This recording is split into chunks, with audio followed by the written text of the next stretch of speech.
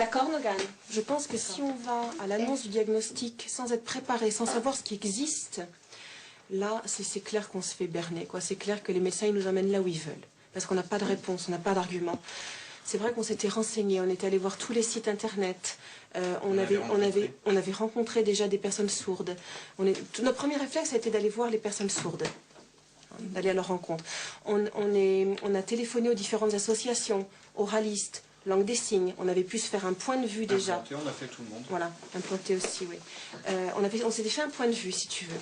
Et puis on a vu lequel était le plus ouvert d'esprit, lequel semblait le plus en correspondance avec le besoin de l'enfant. Voilà. Ils nous ont aiguillés tout de suite sur des associations oralistes. Ils ont été très, très directeurs. Ils nous ont dit, ben voilà, il faut l'implanter tout de suite. C'est très, très, très, très urgent.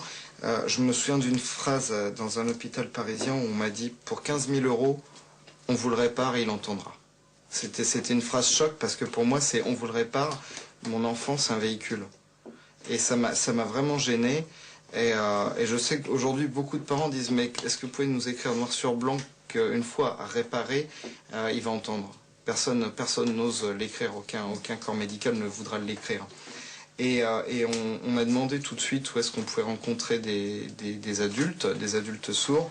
Et on nous a dit, mais l'urgence, c'est de le faire entendre et de le faire parler. Donc il faut le prendre en charge tout de suite.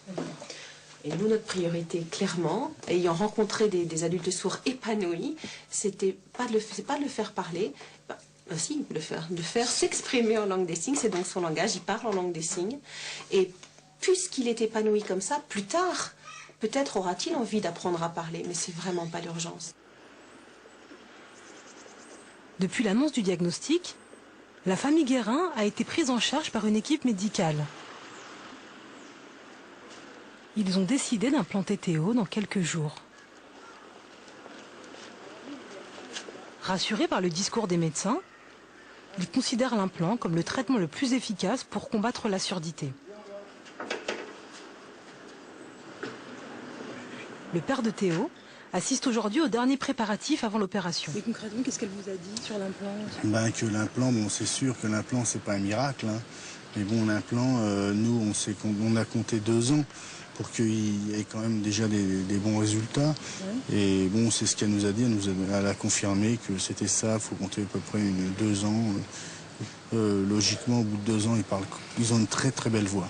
Mais là, je suis vraiment très optimiste. Et puis bon, la seule joie que je veux, c'est que mon fils il me dise papa. Ouais. Ça c'est clair, parce que jusqu'à présent, j'ai dit que maman.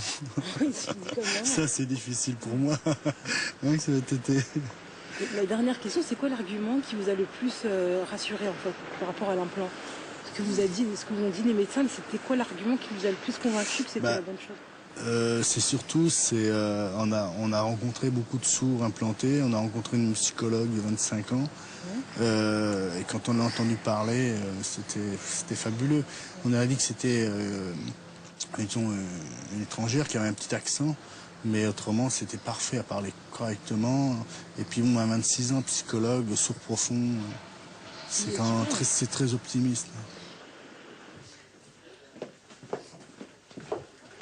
Voilà, allez-y, entrez. Voilà, installez-vous.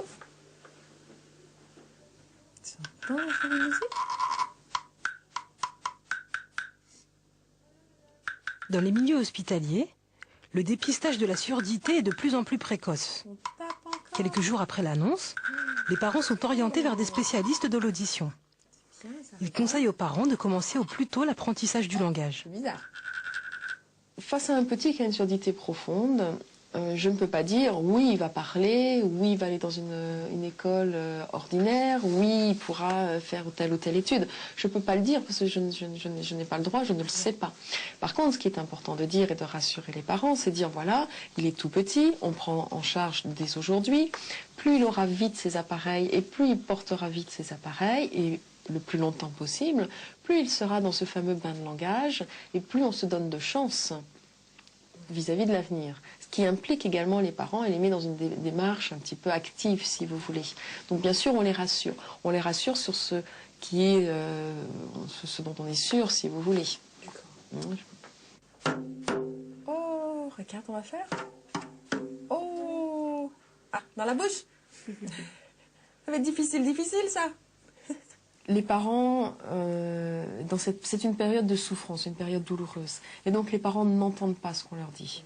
Et donc il faut dire les choses, répéter les choses, donc reparler du bain de langage, reparler de la stimulation auditive, reparler de l'importance du port des appareils, reparler de l'orthophonie, reparler de tout ça sans arrêt, de répéter, et d'avoir également un discours homogène avec les différents intervenants de l'équipe. Qu'est-ce que c'est?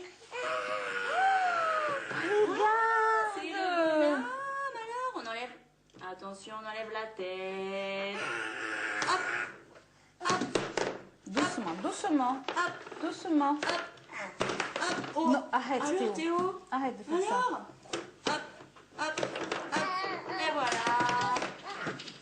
Alors, tu jettes tout. C'est parce que ça, c'est son travail. Il adore enlever. Théo. Et vous avez fait à sa place, il n'aime pas. À toi.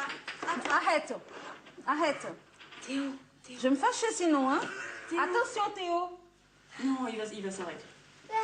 À toi. Tiens, Théo. Tiens. Bah oui, je vais t'expliquer.